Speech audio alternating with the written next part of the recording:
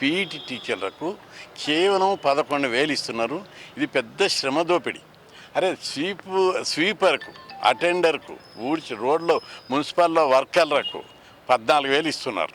ఒక చదువు చెప్పి సమాజాన్ని తీర్చిదిద్దేటటువంటి వ్యాయామ ఉపాధ్యాయులకు 11,000 ఇవ్వడంలో ఏమన్నా అర్థం ఉందా? అందుకే ఈ సాలరీని, వ్యాయామ ఉపాధ్యాయుల సాలరీని నెలకు 11,000 నుంచి 25,000 పెంచాలి. అదేవిధంగా ఏఎన్ఎంలకు 9,000 ఇస్తారు. ఇది మరింత శ్రమ దోపిడీ. దీన్ని 9,000 నుంచి 20,000 పెంచాలని చెప్పి డిమాండ్ చేస్తారు. సబ్జెక్ట్ టీచర్స్కి, పీఈటీస్కి కేవలం జీతాలలో 2,000 తేడా మాత్రమే ఉండేది. కానీ ఇప్పుడు ఏమిటంటే మొత్తం రాను 4,000 దాకా పెరిగిపోయింది. వాళ్ళకు వేరియేషన్ 4,000 వచ్చింది. ఇప్పుడు వాళ్ళ జీతాలు వాళ్ళతో పాటు సమానంగా ఇవ్వాలని, అంతేకాకుండా పని వేళలు కూడా అన్ని స్కూళ్ళలో లాగా పీఈటీస్ ఇది మా టైమింగ్స్ ఒకేలాగా ఉండవండి.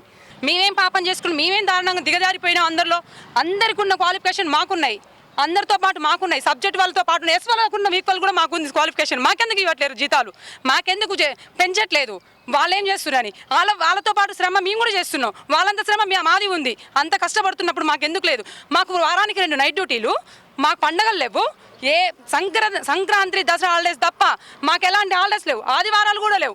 ఆశా వర్కర్లకు జీతాలు పెంచారు, అంగన్వాళ్ళకు జీతాలు పెంచారు, 10th క్లాస్ చదువుకున్న అంగన్వాళ్ళకి జీతాలు పెంచారు. కానీ మేము పీజీలు చేసి పోస్ట్ గ్రాడ్యుయేట్ చేసిన వాళ్ళకి, బీపీడీలు చేసిన వాళ్ళకి, మాస్టర్ ఆఫ్ ఫిజికల్ ఎడ్యుకేషన్ చేసిన వాళ్ళకేమో వర్కర్లకు ఇచ్చిన జీతాలు ఇస్తారా?